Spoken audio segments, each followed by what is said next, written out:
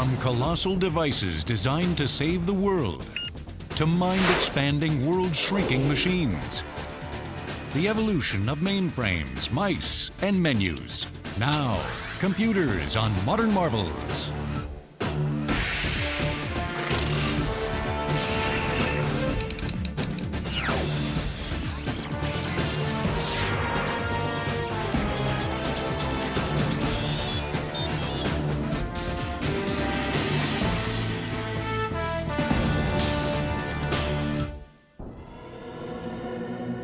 It has revolutionized the way we work, play, travel, and communicate. It touches almost every part of our lives. It has already helped win wars, solved seemingly insoluble problems, and launch us into space. The age of computing hasn't even begun yet. We're still in the dark ages. There's not going to be a clear distinction between human intelligence and machine intelligence as we go through this century. Most people today know what a personal computer is, and even something about its operation. Essentially, there are input devices, such as a mouse or keyboard, the brains of the machine, the CPU or central processing unit, and output devices, such as a monitor or printer. On the inside, the computer makes its magic by performing millions of little calculations per second. Basically, its electronic circuits have only two options. They can be switched on, or they can be switched off. In binary code, a 1 represents on. A 0 represents off. Therefore, a 1 in binary is also true, and 0 is false. Through these values, we get binary logic, which allows the computer to compute. A binary code of 1s and 0s is all the computer knows and uses to make calculations and turn normal people into authors, animators, and web surfers. The computer creates its magic by the speed at which it can calculate. Your average PC makes 100 million calculations a second, but that's nothing compared to some of today's industrial machines. This is Lawrence Livermore National Laboratories, home of the fastest supercomputer in the world. The Department of Energy's Accelerated Strategic Computing Initiative, ASCII White. We took, as our building block for these large ASCII machines, the typical IBM workstation that you could go down and buy from anybody. And we put 8,000 of these together to create a computer that was much, much faster than anything that was available. The ASCII White machine has a speed of 12 trillion mathematical operations per second. And to break that down, the Earth's population is a little over 6 billion. So every man, woman, and child on the face of the Earth would have to add 2,000 numbers in 1 second to keep up with that machine.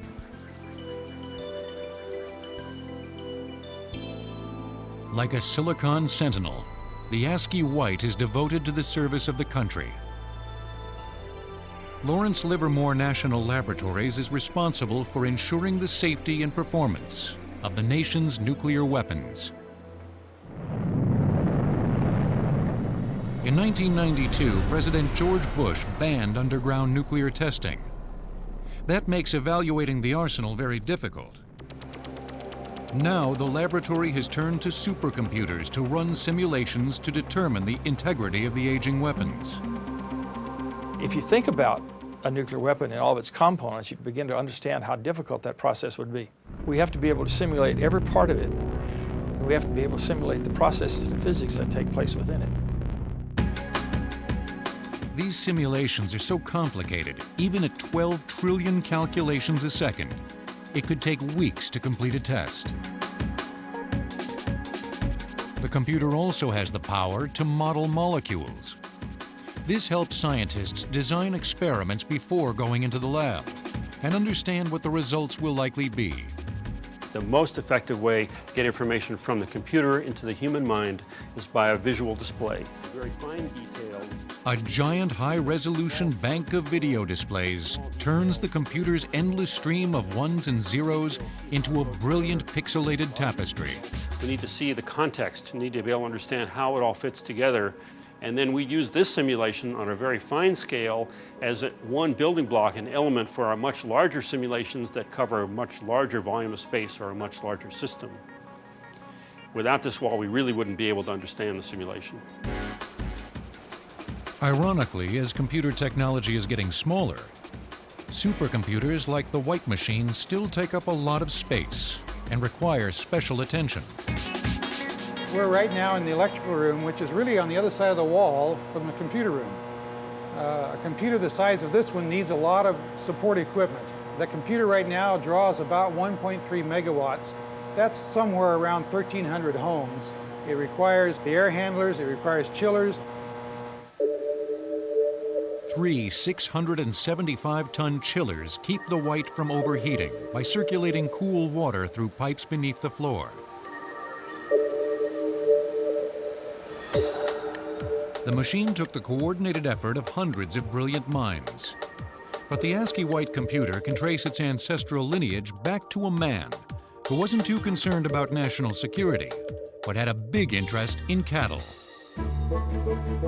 Charles Babbage was an English scientist who invented the cow catcher to keep steam trains from derailing upon striking bewildered bovines. He's also considered by many to be the father of the computer. Babbage was an extraordinary scientist. I mean, Babbage was a great scientist. Babbage was 100 years ahead of his time. You can't say that about many people, but you could say that about Babbage. In the early 1800s, conceived of the idea of mechanical computers, that is, computers that would do more than just calculate, but could store information, could store numbers, and draw upon them when it needed it, and could print out its answers.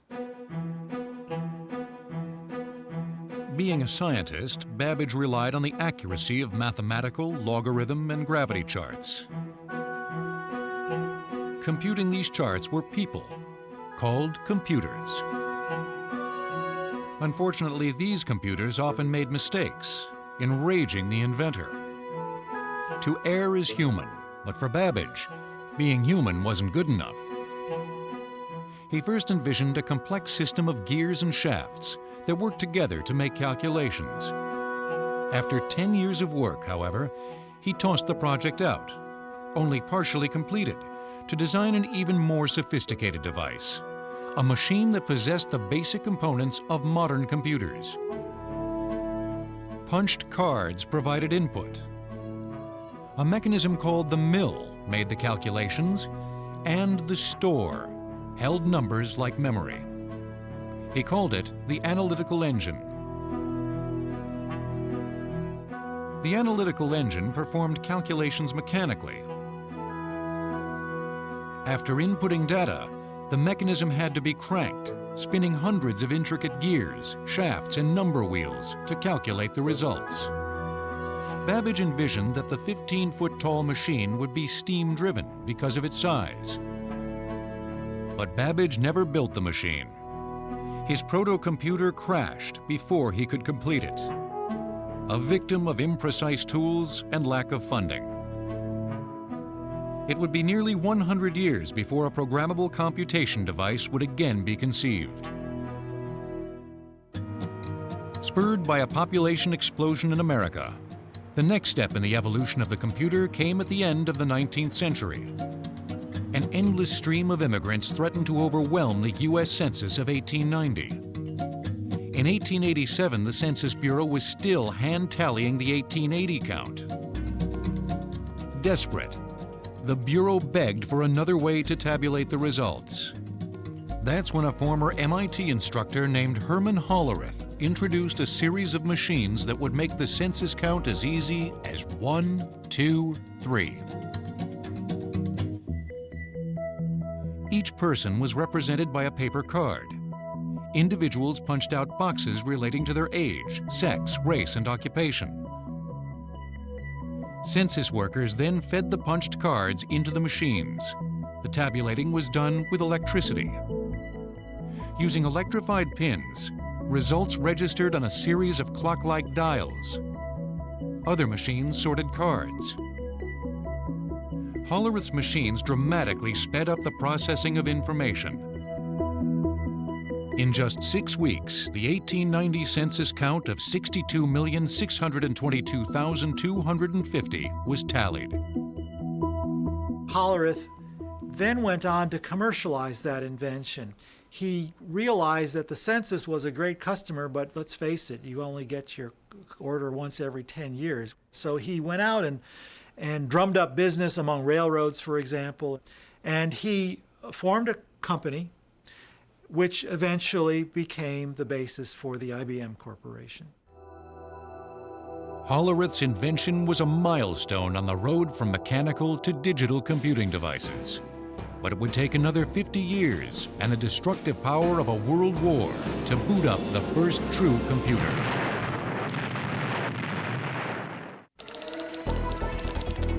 Before the 1930s, mechanical computing devices were used to keep track of the population, railroad passengers, and life insurance records. But the first electronic digital computers were built with a much more compelling aim in mind: to help win a world war. One of the earliest machines was proposed by the British to break the German code known as the Enigma. Those involved believed winning the war depended on building such a device. One of the people who worked to break the Enigma code was Alan Turing. His work before the war helped to establish a theoretical basis for the computers built in the 1940s. North of London, at a secret installation in Bletchley Park, the British built Colossus, a computer-like machine designed to break the Enigma code. Colossus compared sequences of letters at a rate of 25,000 characters per second. The machine could only do this one job, matching letters, but it did it very well. Its deciphered German transmissions were called the Ultra Secret, the most closely guarded secret of the war.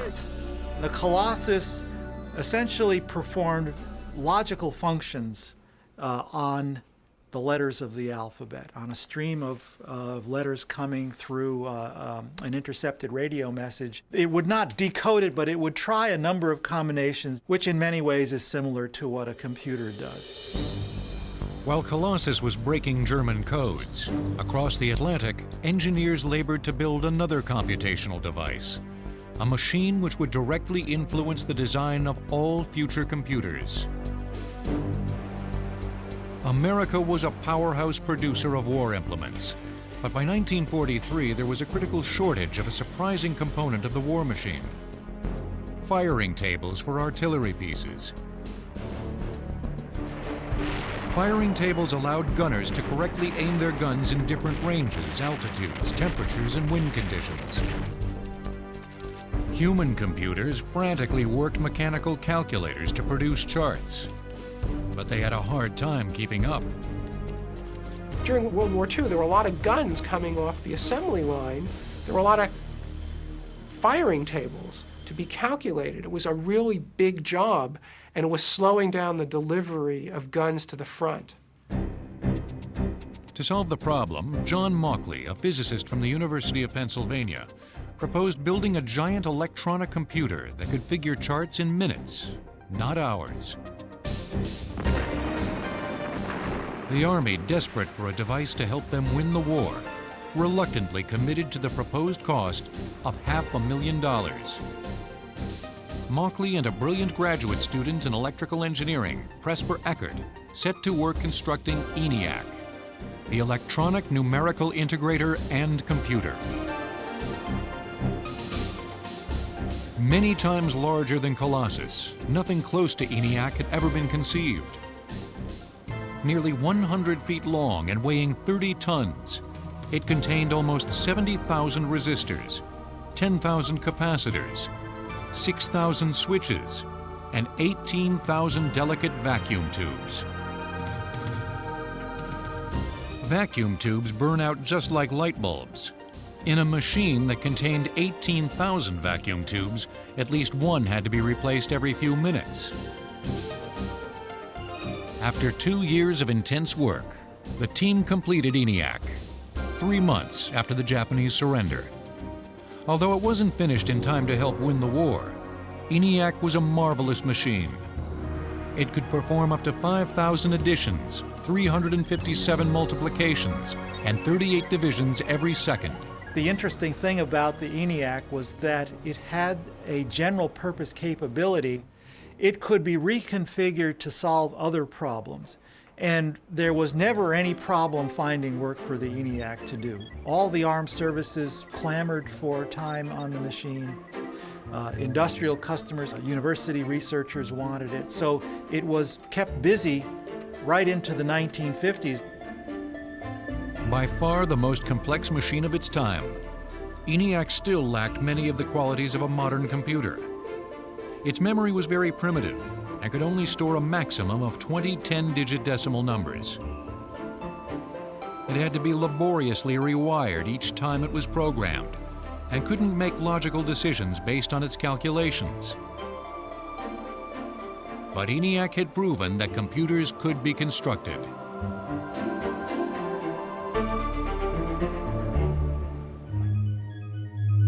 Just before the end of the Second World War, John von Neumann, an advisor to Eckert and Mauchly's ENIAC project, wrote a paper that was to greatly affect the next stage of computer design. Von Neumann possessed a photographic memory and was one of the principal scientists involved in the Manhattan Project. Von Neumann's paper delineated the structure of the modern computer. It was to have a processing unit, a controlling unit, memory, input, and output. But most importantly, in the evolution of computers, it would hold its programming internally in its memory. Internally held programs give computers their power and versatility, because an internal program can modify what it does based on data or the results of computations. Von Neumann's paper proposed a machine that truly had a general-purpose capability. In this paper, he described the attributes of a computer, how it ought to be organized logically. That is, it needed to have a central processor where the calculations would be performed. It needed to have a memory where the program and data would be stored. It needed to have an output unit and an input unit of some sort. He laid out the logical plan, the map, for a computer and pointed the direction for the future. The idea for storing programs internally was the last key to developing the true general-purpose computer. But whether it was von Neumann's idea has long been hotly debated. Eckert and Mauchly, who had worked with von Neumann, claimed they formulated internal programs as a natural part of their work building ENIAC, although they couldn't stop and incorporate the idea into the machine. However, Eckert and Mauchly weren't included as authors in the paper. They felt they had been betrayed. But realizing the computer might find itself useful in the business world, Eckert and Mauchly formed their own computer company. They set to work on a machine they called the Universal Automatic Computer, UNIVAC. The UNIVAC, unlike previous one-of-a-kind machines built to solve scientific or military problems, could be programmed to serve many purposes. The UNIVAC was also the first computer to be mass-produced and sold commercially. The machine could be programmed for a variety of data processing tasks, such as payroll, inventory, and billing. Compact magnetic tape drives stored data, and results were automatically printed. Still, very few people understood how useful a computer could be. That perception changed dramatically on election night 1952, when CBS used a UNIVAC to predict the outcome of the presidential race between Dwight Eisenhower and Adlai Stevenson. Opinion polls said the race was too close to call. The UNIVAC figured otherwise. Engineers fed the computer early results of selected eastern precincts well before polls closed in the western states. Experts thought it was a tight race, but the UNIVAC predicted a landslide victory for Eisenhower. Even CBS didn't believe what the computer was saying and hesitated reporting the computer's results. But in the end, the UNIVAC was correct. The power and utility of the computer had been proven. After the success of UNIVAC, various companies began to see a future in computer development. IBM began to realize that computers would become smaller and less expensive and easier to use, and that there would be a place in business for these machines, and that indeed these machines might eventually replace punch card technology, their bread and butter. By the early 1960s, IBM dominated the large mainframe computer market. Business was becoming dependent on computers. The machines were getting smaller, thanks to the switch from tube technology to transistors. And a race to the moon was about to make the computer smaller still. In 1961, America trailed Russia in the race for space. In the ever-increasing attempt to beat the Russians, NASA's goal was to land a man on the moon. It wouldn't be easy. When I first went to work for NASA in 1962, on the first day they gave me a 20-inch slide rule. And our calculations were primarily done on handheld calculators. We had a number of people that we would take our data sheets down to, and that was their job to sit there on these little calculators. But astronauts couldn't rely on slide rules or handheld calculators in space. The mission required a sophisticated guidance computer. In the early 1960s, however, a machine as powerful as the one they needed took up an entire room. NASA looked to shrink the problem. Fortunately, the first great breakthrough on the road to miniaturization had already occurred. In 1947, 3 scientists at Bell Labs invented the transistor. The transistor performed the same on or off function as vacuum tubes, but was much smaller and more reliable.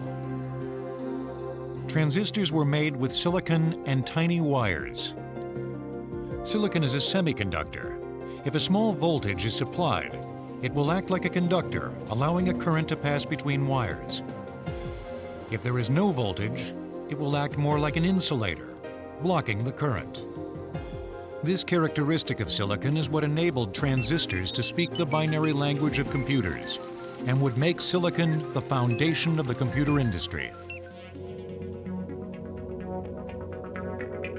The next step in miniaturization occurred in 1959, when Robert Noyce and Jack Kilby, engineers for rival transistor manufacturers, independently came up with breakthroughs that led to the same revolutionary idea.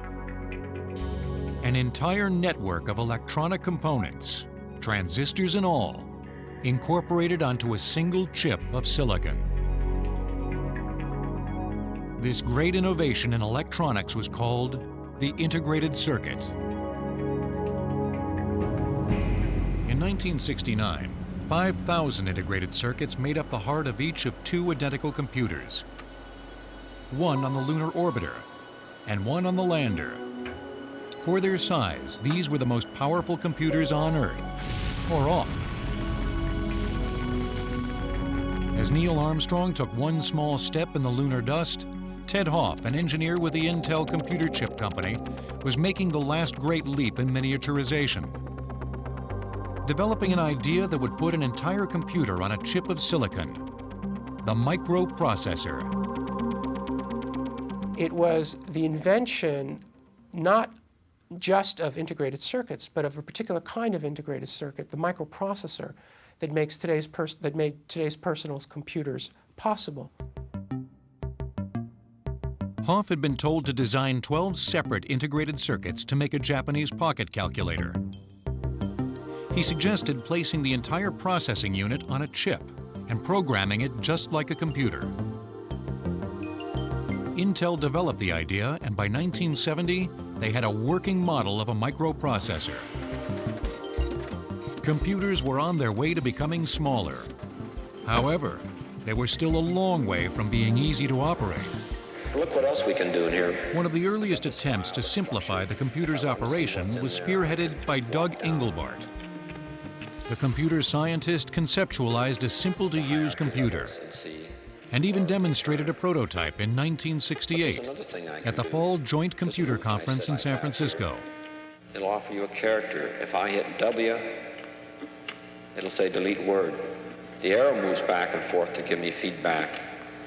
My tracking spot changes. Wielding a keyboard and a pointing device he called a mouse, Engelbart worked with a computer 30 miles away, linked by microwaves, and demonstrated word processing and hypertext. Many in the audience went home inspired, but one group alone was to fulfill Engelbart's vision.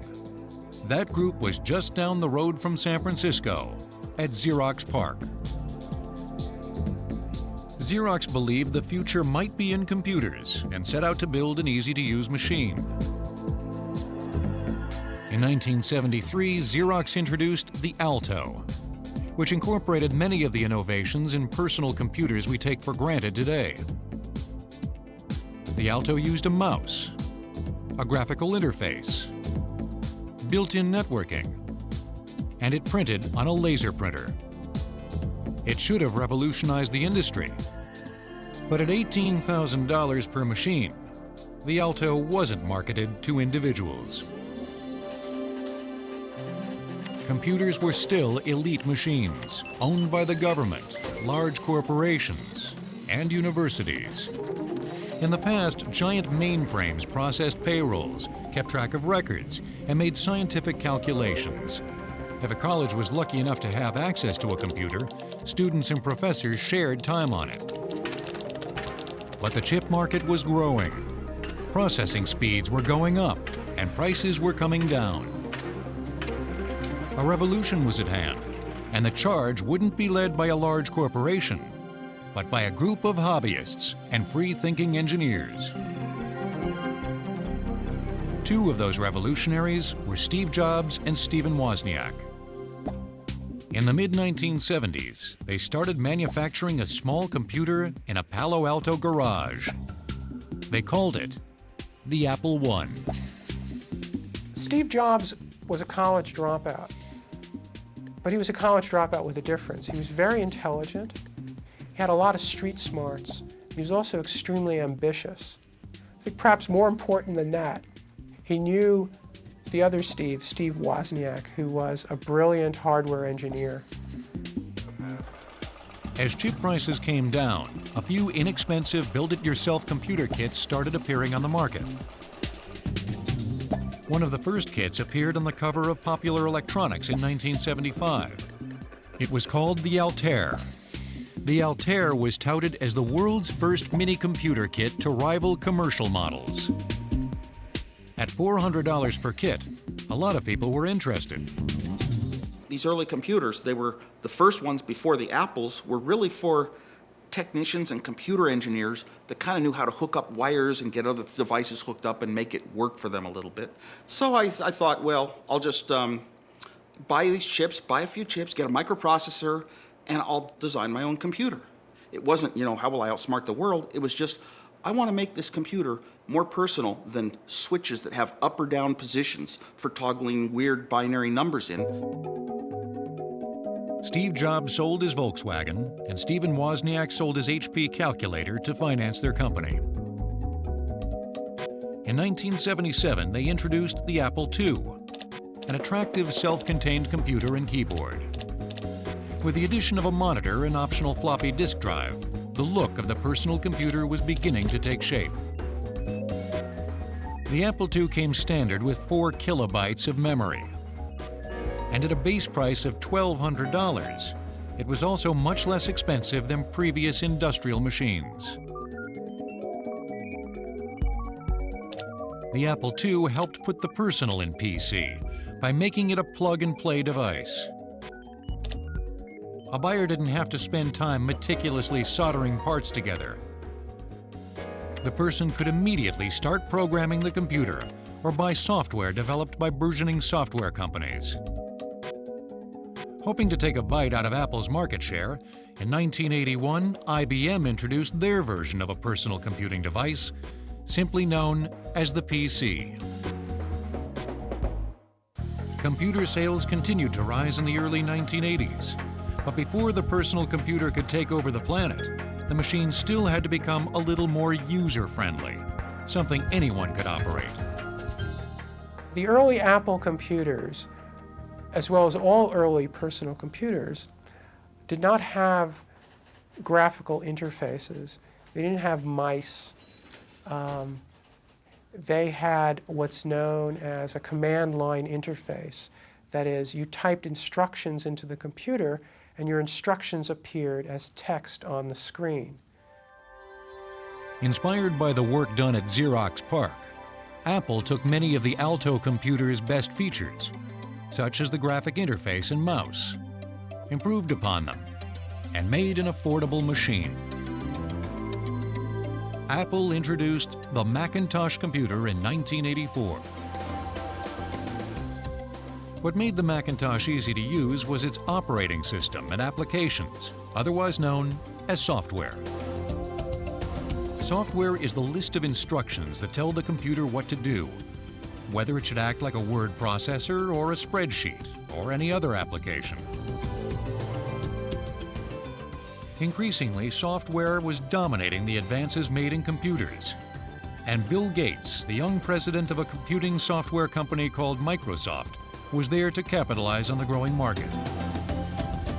He would eventually become a household name, parlaying his vision into a vast software empire and becoming the richest man in the world. Back in 1981, IBM decided to use Microsoft's operating system, known as PC-DOS. As IBM clones appeared on the market, Microsoft was free to sell their MS-DOS system to rival computer companies as well.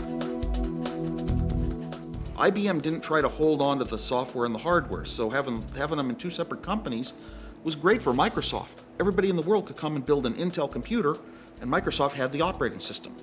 So what happened was, you walk into a computer store back in those days and you would see brand after brand after brand after brand of all these compatible computers. And then you'd see a Macintosh. Imitation is the sincerest form of flattery, but Apple didn't feel flattered when Microsoft introduced their Windows platform for the PC. Windows imitated, some say stole, the graphic interface, pull-down menus and all that Apple had popularized. Well, there's this idea that Bill Gates came into Apple and copied the graphical look and the users to actually lead up into Windows. Because anybody, once they see it, you don't have to see it for very long. You kind of know this is the future, and once you go through that door, you're not coming back. The true story is more like we needed some software written. And Gates had a company, Microsoft, that wrote software. So we had to show him a computer and give him copies of it to write the software. There wasn't any other way. And I don't know if I'd call that exactly stealing. It's like being an opportunist and looking in the right places and negotiating the way you want to and getting what you want and making something off of it even though the other guy invented it first.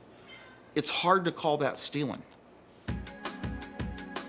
Computer sales skyrocketed in the 1980s, going from 500,000 machines a year in 1981 to 7 million by the end of the decade. Friendly machines and ever more sophisticated software excited imaginations. But the revolution was far from over. A worldwide communications network was destined to dramatically alter people's lives. Soon the entire planet would be caught in an inescapable web. Next, see how your home's getting connected. Hooking up your television, toaster, coffee maker, and microwave. In the 1990s, computer sales exploded, driven by an expanding World Wide Web. I would say the internet is more important than personal computers, although you need a personal computer to use the internet. It's like, what's more important, the streets or the cars? The web is connecting us, but it's not as constrictive as it used to be.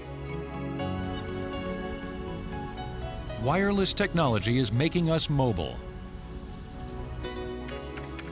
Already, personal digital assistants and web appliances are further changing the look and role of computers. Microprocessors are everywhere. The line is blurring between computers, cell phones, appliances, and other electronics.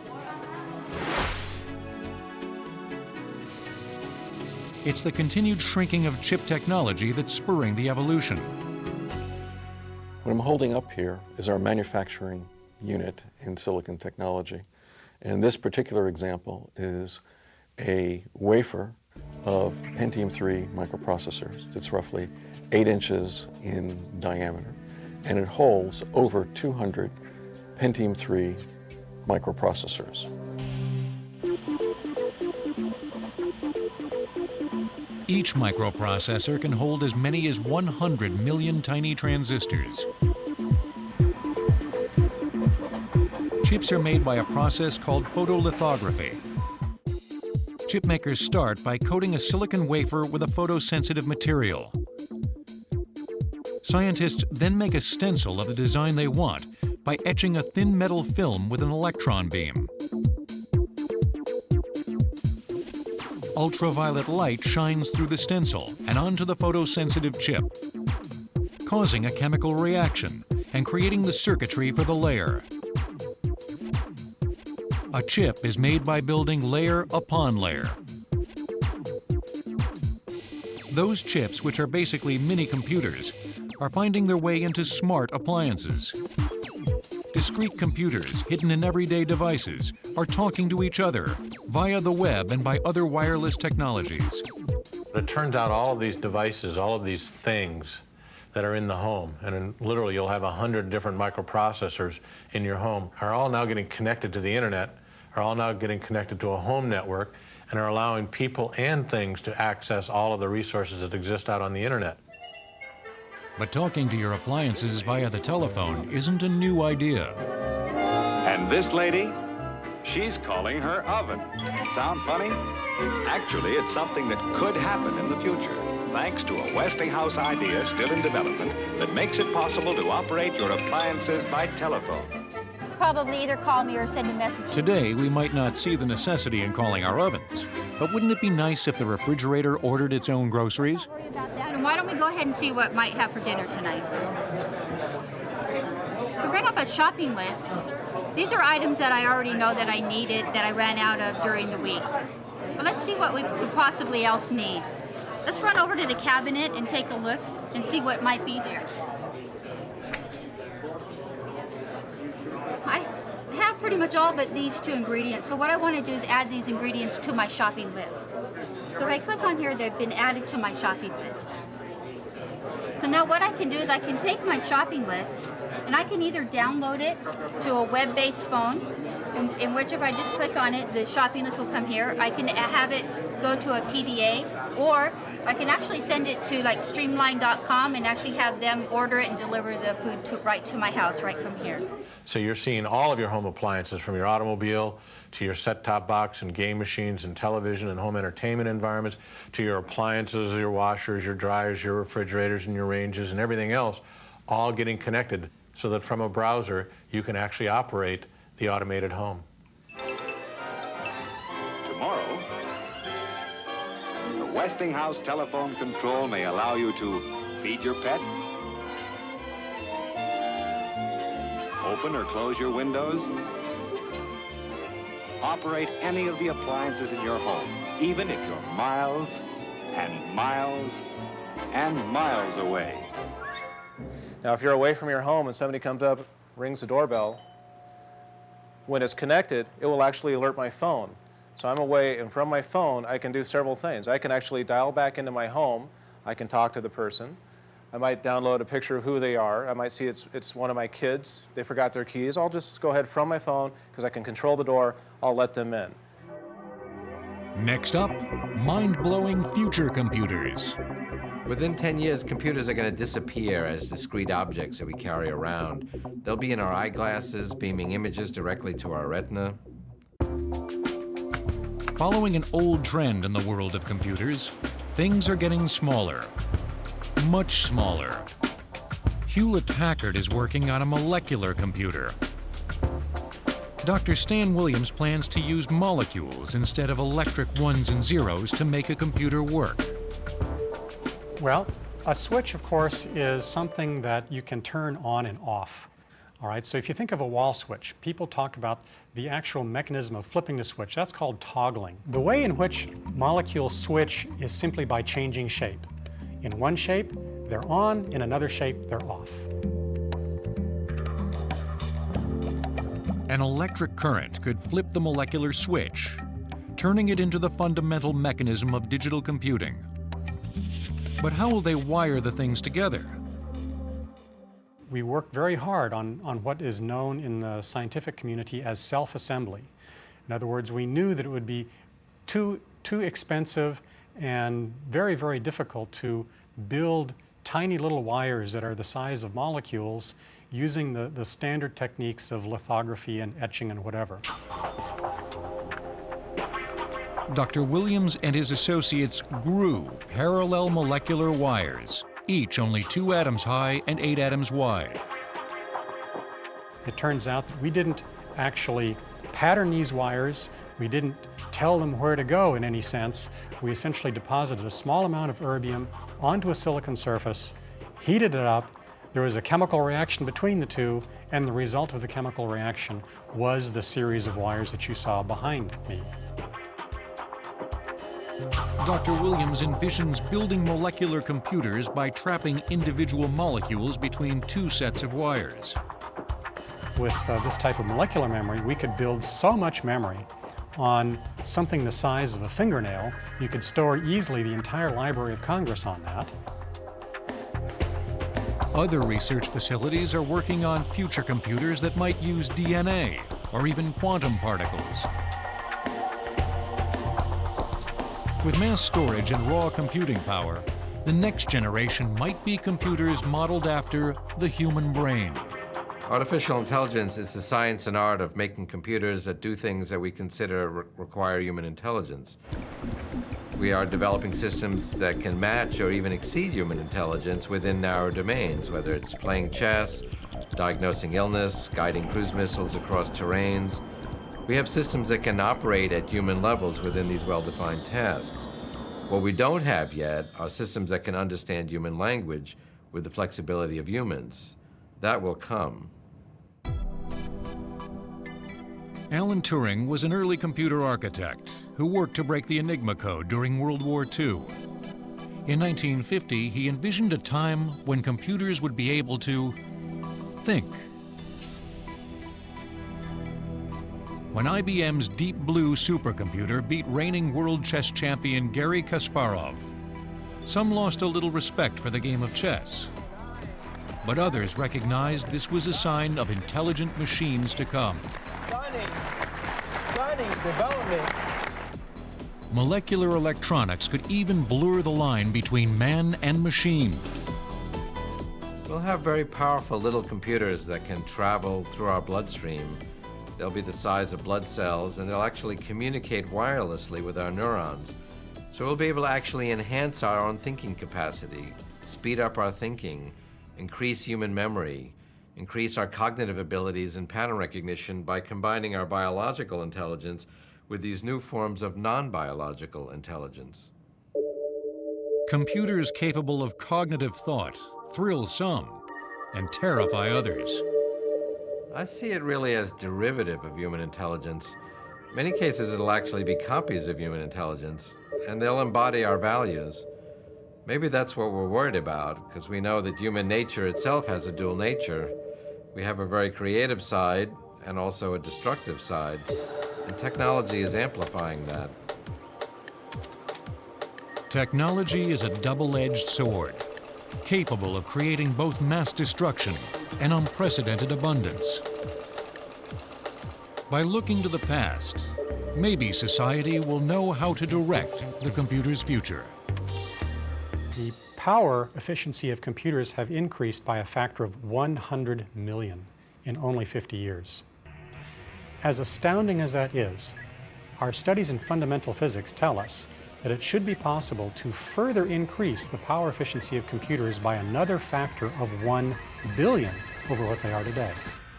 What that tells me is that the age of computing hasn't even begun yet.